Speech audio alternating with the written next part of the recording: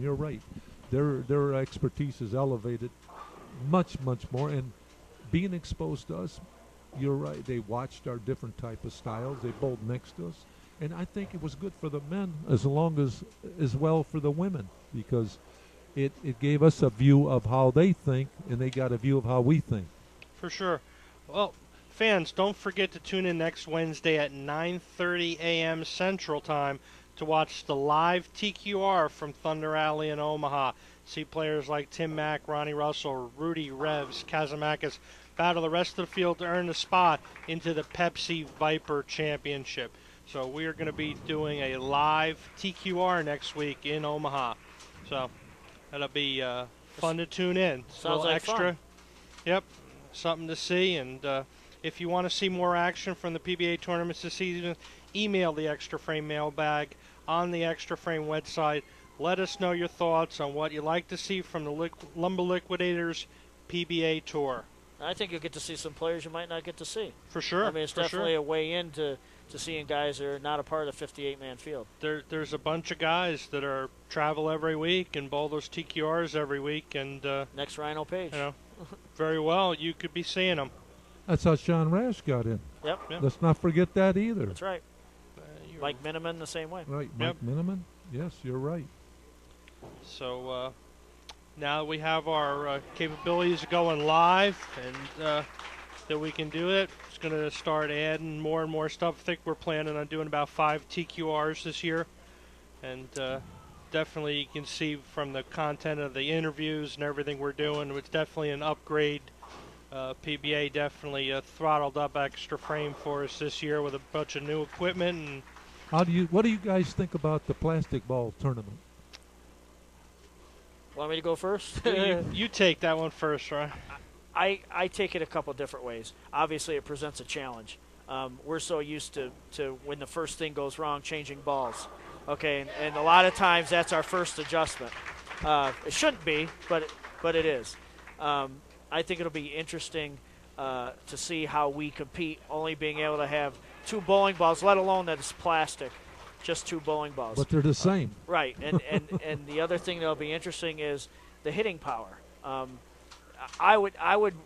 It's going to be on Cheetah, and obviously Cheetah usually plays first arrow around there, so you're going to have kind of the angle of the pocket to help you to carry. I would have liked to have bowled that tournament on a little flatter lane condition. I would have liked to have bowled that tournament like on a U.S. Open pattern. I think that would have made it more interesting. But having said that, I think it'll just be interesting to see what happens. I got to agree with you. I mean, these bowling balls there's so much technology in them, so much power to basically level the field and level where everyone is throwing the same thing. It brings back the skill and ability and repetition and matching up and creating it through your style. You're not going to get strikes that are created by technology, and a lot of people argue the skill level, even though the players are really good that are out here, that some of them are really benefited from the reactive resin and the big weight blocks and the power that these balls create all by themselves. So it'd be very interesting for me to see, is it going to be a power player, somebody that really revs it up, or is it going to be a Norm or a Walter Ray that's consistent and how good they throw it? I'm really interested to see what happens. But I'll tell you why it's important for our sport. If you look at golf and you look at Tiger Woods, I don't think there's one person that follows golf that says Tiger Woods is as good as he is because of the equipment. They believe Tiger Woods is a great golfer because he's a great golfer. You have some situations in our game where people believe Walter Ray Williams is the best bowler because of the bowling balls. And that could be the furthest thing from the truth. Walter Ray is a great bowler in any era. Because he's a great bowler, he would learn to adapt to any era he bowled in. And I think that's what makes this tournament interesting. Well, I'll tell you the way I see it. It's going to be a real learning curve for a lot of the young players today, because you've got you bowlers today learn to open your body a lot because of the type of lane conditions and the bowling ball.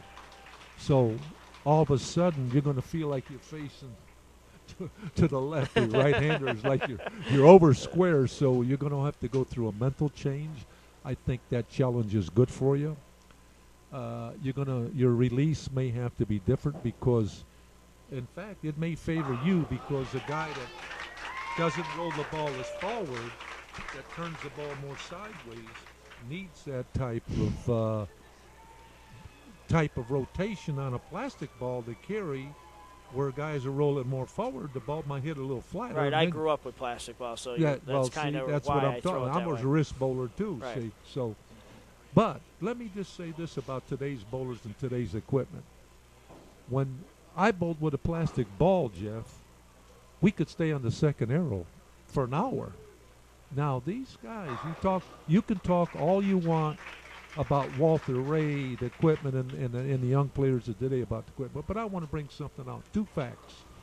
I bowled on the tour when Walter Ray came as a young guy.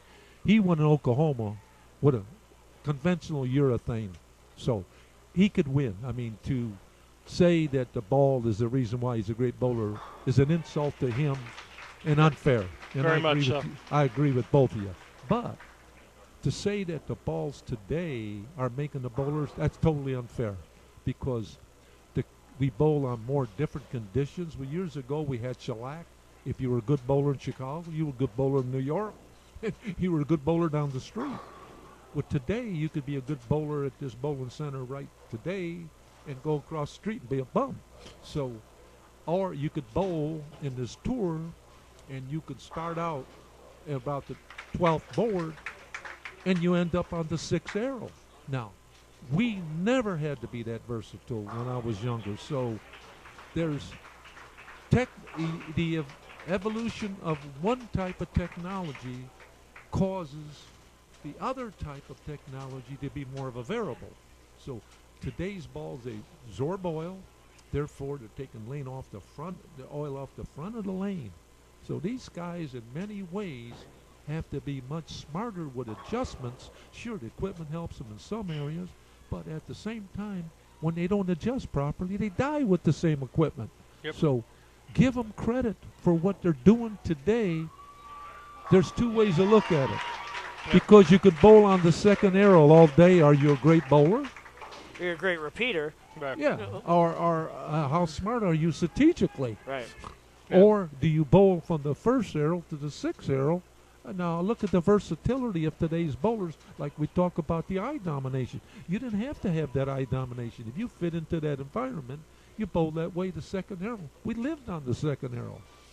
And the other thing about the plastic ball tournament is I don't want people to get the idea that the PBA is blaming the balls for scoring. No. Because obviously we have the U.S. Open, Yeah. and you can use any ball you want, and that's the hardest bowling condition we bowl on, and the scores are low. So obviously we recognize that there's different variables, like you said, that make the game hard. It's just a different aspect to make one format exciting. It just gives the fans something else to enjoy.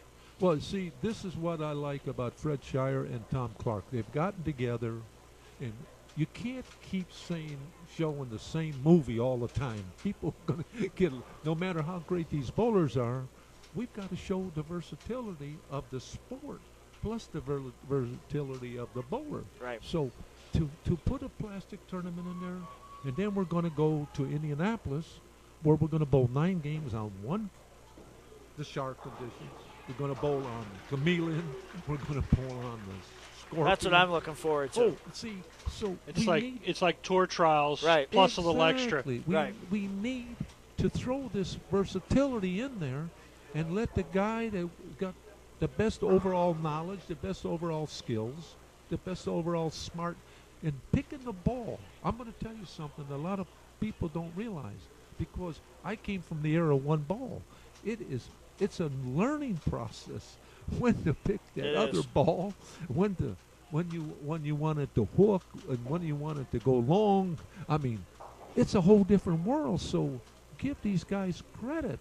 I think people overlook that aspect of the game. Yeah. They don't think that has anything to do with ability. And you look at a guy, the perfect example is a guy like Patrick Allen. Yeah. What makes Patrick Allen great isn't just that he's a great repeater of shots and he's a great bowler. He knows his equipment better than anybody. All the great ones out here know their equipment, I Right. guarantee you.